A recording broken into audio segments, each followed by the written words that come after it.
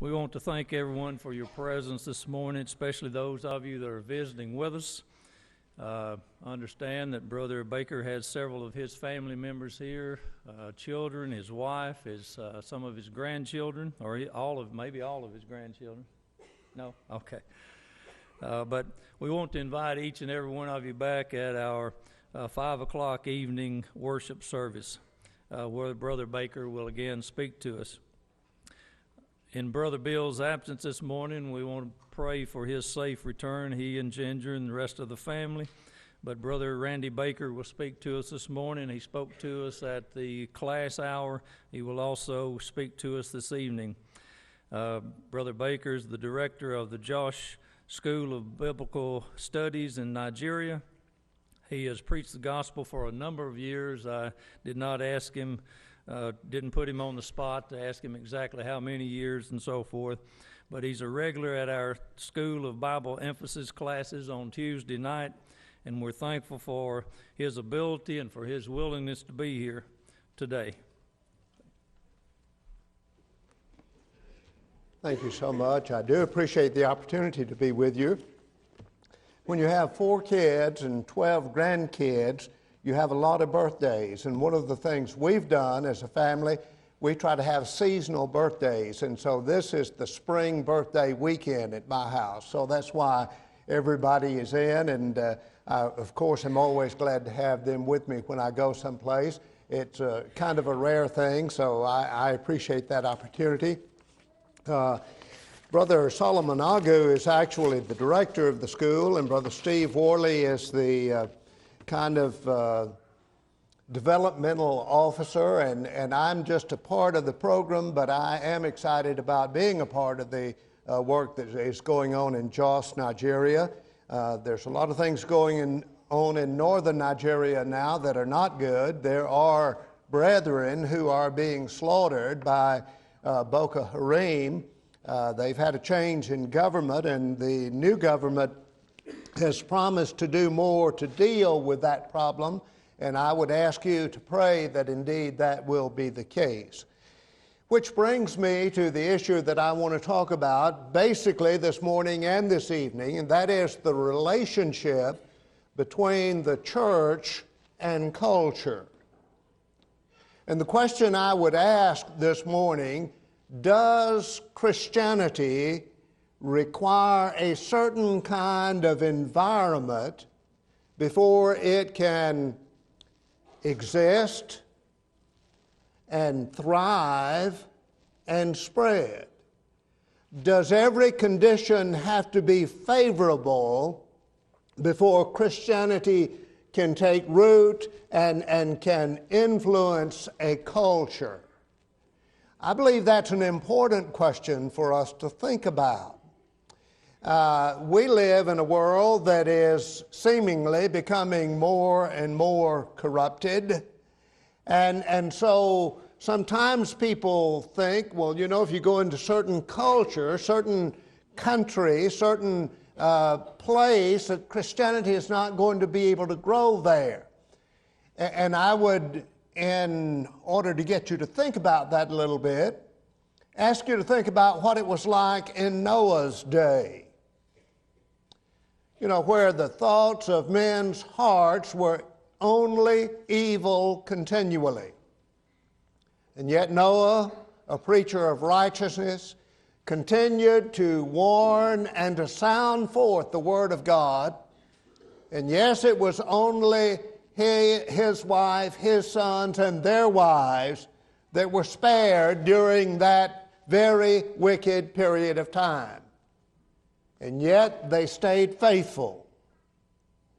I believe that Christianity can exist in a culture that is hostile toward it.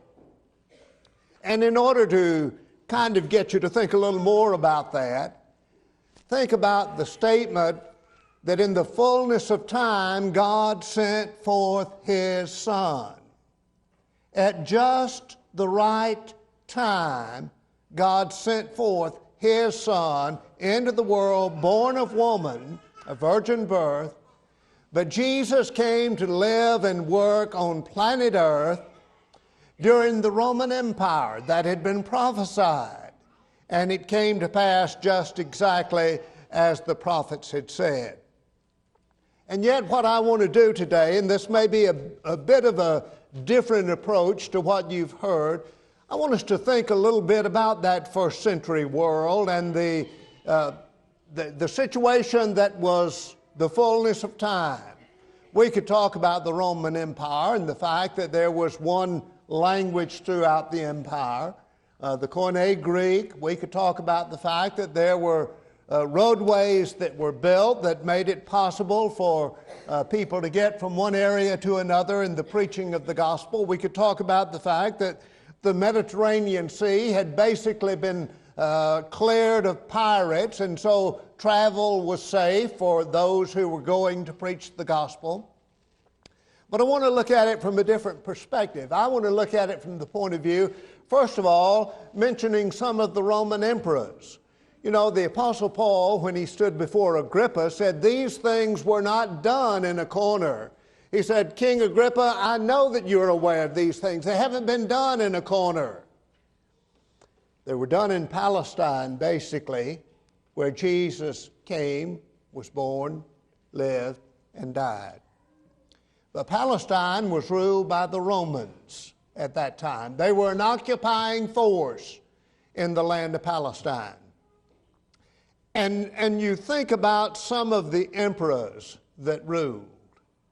Augustus was the Roman emperor from 30 BC to 14 AD. He was sitting on the throne when Jesus was born in Bethlehem of Judea. His name was really Octavius, but the Senate had voted to give him the title Augustus, and that's from a Latin word which means to increase. And it's from that word that we get our term August. The title simply was declaring him to be divine, and that he was later looked upon as a god. He was reigning at the time Jesus was born. And the point I want to make with this, as you hear these Roman emperors and learn just a little bit about them, think about the fact, what if Christianity had been born in a democratic system of government? There might be some who would conclude, well, it couldn't exist under any other kind of government. But when you know a little bit about the Romans and how they ruled and how corrupt their government was and some of those officials were, I believe that we can easily see that if Christianity could come into existence under Roman rule, could actually thrive in that environment and succeed and grow, then it can grow anywhere. You think about Augustus. When he was reigning, and he was on the throne at the time Jesus was born, when he actually was made emperor, he and some other dignitaries decided what they would do is just eliminate all the opposition. You know, that's the way you can stay in power, is destroy your opposition. But they didn't have the news media to work through. They did it in a more brutal fashion. They had 300 senators and 2,000 businessmen condemned to death without any kind of trial, just had them put to death. You get rid of your opposition, you can stay in power. But you know, if Christianity could grow, could come into existence and grow with men like Augustus on the throne of Rome, then surely in any other governmental arrangement, Christianity can survive and grow. Tiberius was the successor of Augustus, and he ruled from AD 14 to AD 37. He had absolutely no sympathy for anybody who believed in any deity at all. He just did not believe in any supernatural power. We look at Luke chapter 3 and verse 1. Now in the 15th year of the reign of Tiberius Caesar, here was a man who had absolute hostility toward those things that were of a spiritual nature. And yet the church came into existence while this man was on the throne. The events we read about in Acts chapter 2, where some 3,000 obeyed the gospel on that one occasion, that occurred during the reign of Tiberius Caesar. And he reigned from AD 14 to AD 37. He was succeeded by Caligula, who was on the throne from AD 37 to AD 41. It's been said that he was insane and intoxicated with power. While at a banquet for some friends, he suddenly burst into laughter, and they said, What are you laughing at? His reply with a smile was, I was just thinking that at the nod of my head I could have all of your throats slit. How would you like to live under a ruler who had that little respect for life? While embracing one of his lovers, he said, this beautiful head would come off if I gave the command. Think about somebody who is of that mindset. During a meat shortage, Caligula came up with a solution for feeding all of the animals in the zoo. He said, take all bald-headed men and feed them to the animals. Some of us would feel that a little more personally than some of the rest of you, but nevertheless, that he didn't care about human life at all. And he was on the throne.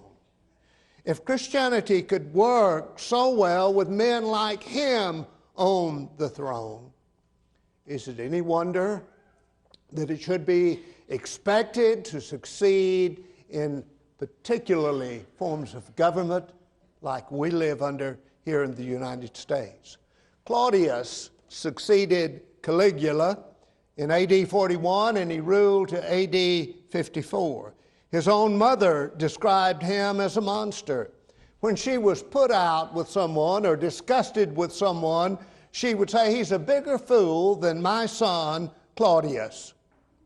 Yet the Bible mentions him on two different occasions in the book of Acts, chapter 11 and verse 28, and also chapter 18 and verse 2. In 11:28, the statement is made, one of them named Agabus stood up and began to indicate by the Spirit that there would certainly be a great famine over all the world, and this took place during the reign of Claudius. Then in chapter 18 and verse 2, he is mentioned again. 18th chapter and the second verse makes this statement. And he found a Jew named Aquila, native of Pontus, having recently come from Italy with his wife Priscilla, because Claudius had commanded all Jews to leave Rome. And he came to them. Talking about Paul came to Aquila and Priscilla. They had been driven out of Rome. Why? They were Jews, religious folk. Didn't want them in the city of Rome. Claudius drove them out. But of all the emperors, perhaps the one that was the worst was Nero. He ruled from AD 54 to AD 68. He had his slaves erect crosses in his magnificent gardens, and then he had Christians either tied or nailed to those crosses, saturated them with pitch, and then would light them and burn them on crosses so his gardens could be lighted at night. He enjoyed watching bloodshed, especially if it was the blood of a Christian. He amused himself by feeding Christians to lions. You think about being put in a contained area and wild animals being turned loose on you. Even on some occasions, he had them dressed in animal skin so that either lions or wild dogs could attack them and kill them. He had his own mother killed. He had a stepbrother killed. He made one of his wives committed suicide. He poisoned his aunt who had raised him. You think about people without feeling. Sometimes we see a political leader and we say that person doesn't seem to have any compassion for people at all. But Nero later set fire to the city of Rome, and he fiddled while it burned. He made Christians the scapegoat for that horrible crime. He blamed them for something he had done. In Acts 25 and in Acts 27, this man is referred to as Caesar. And yet, get this, Philippians chapter 4 and verse 22, Paul speaks of saints in Caesar's household. We don't know that that was members of his family. It could have been servants, slaves who were in his household.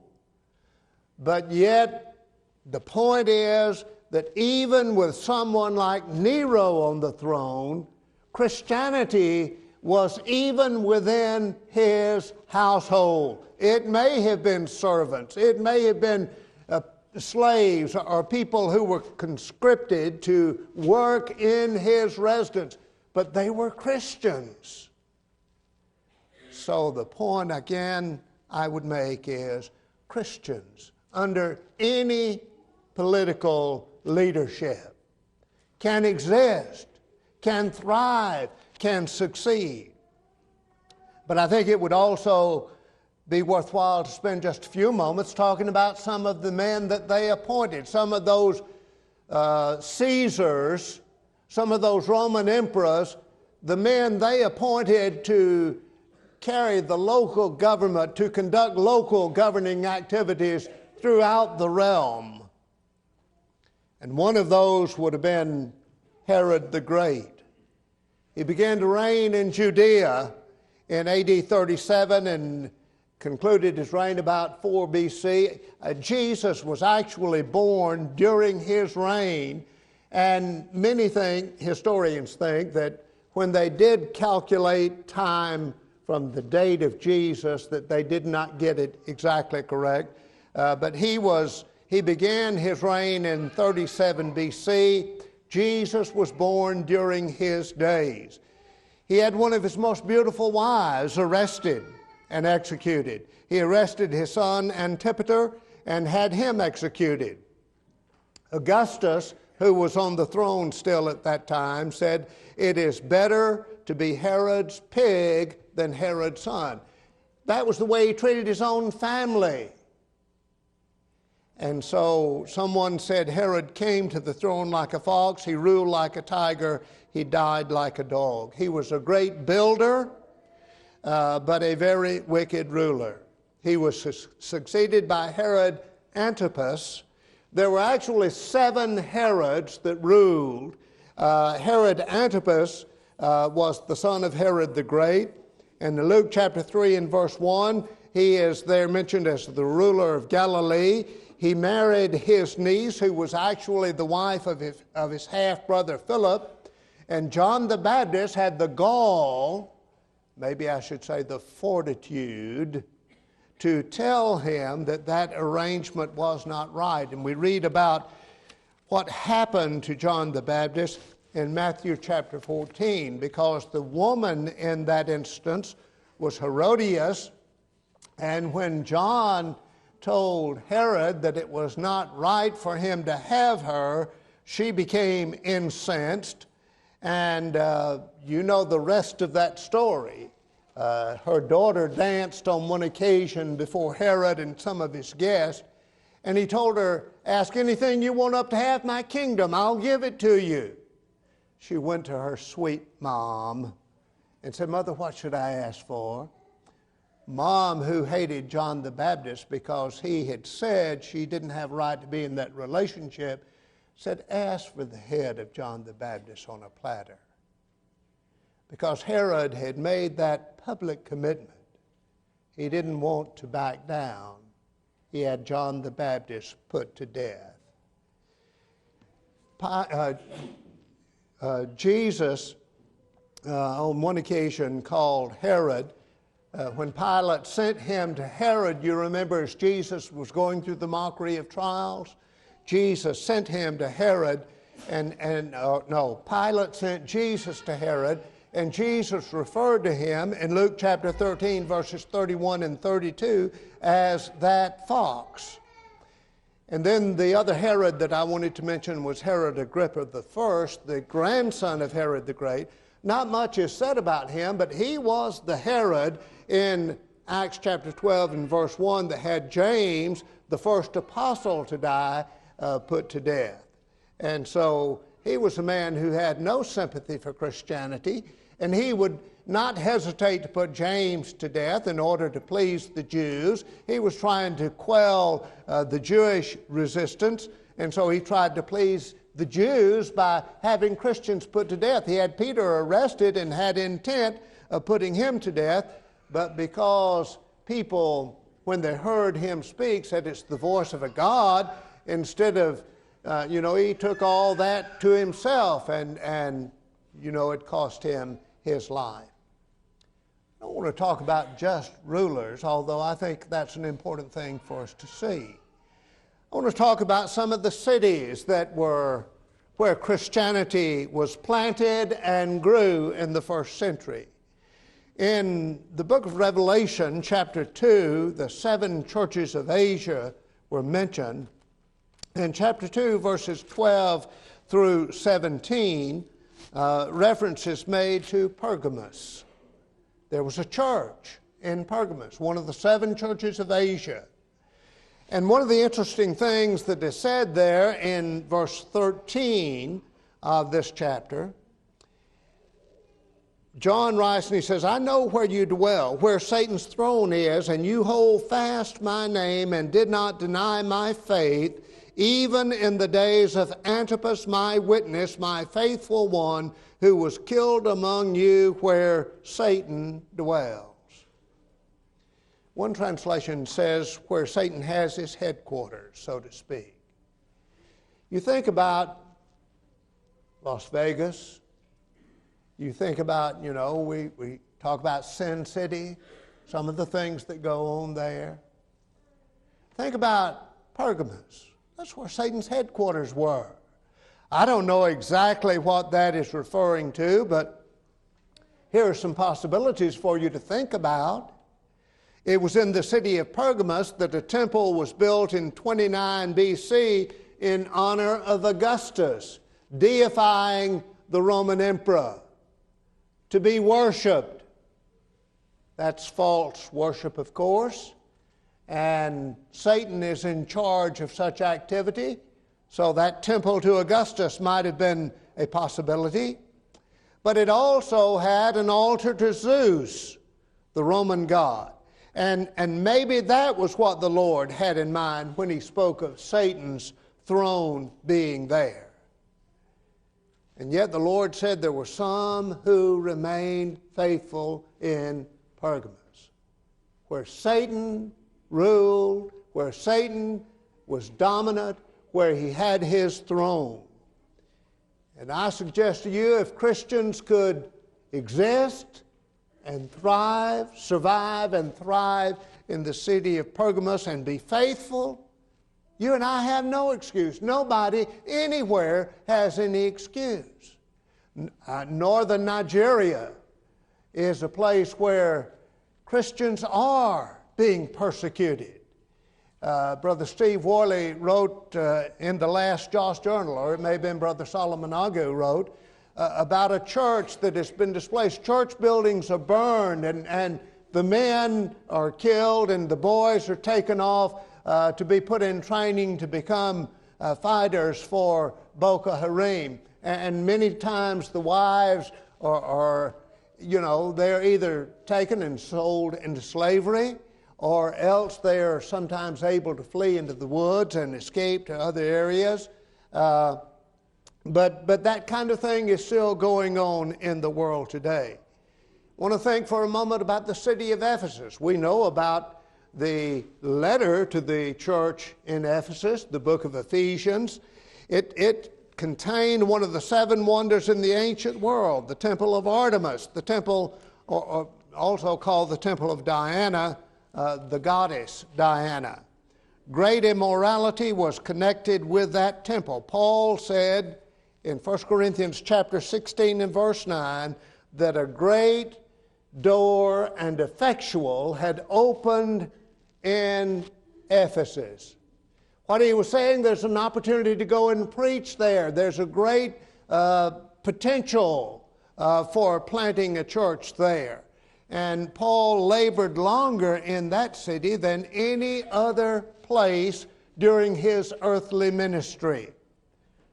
Christians could be Christians even where these pagan temples were built and where they were very much in evidence. The city of Corinth is another city of the first century world, and it was a very immoral city.